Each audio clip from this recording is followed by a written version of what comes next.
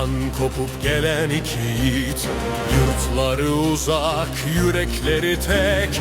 Zulme boyun eğmez Türkmen soyu, kader onları Mısır'da birleştirdi pek.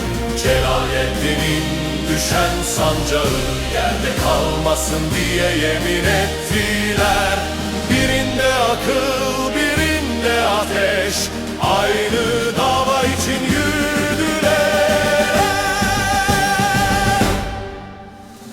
Namusla duranlar geri dönmez, hak yolunda eğilmez başlar. Kutuz vurdu ilk darbeyi, Baybars tamamladı o savaşlar. Aynkalut'ta yazıldı tarih, o karanlığı orada çöktü. İki Türkmen bir kader, Mısır'da devlet böyle doğdu.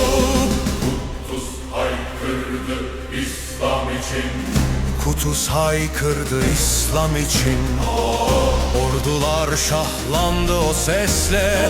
Baybars at sürdü en önde, zafer mühürlendi kan ve nefesle. Bu bir intikam değildi sadece, bir ümmetin ayağa kalkışıydı. Yıkılan onurun hesabı Türkmen bileğiyle sorulduydu.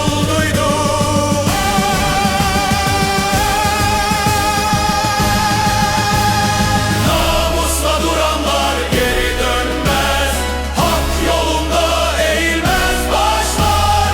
Kutuz açtı kader yolunu, Baybars kurdu yarınlar. Aynkalut'ta yazıldı tarih, o karanlığı orada çöktü. İki Türkmen bir inançla Mısır'a siper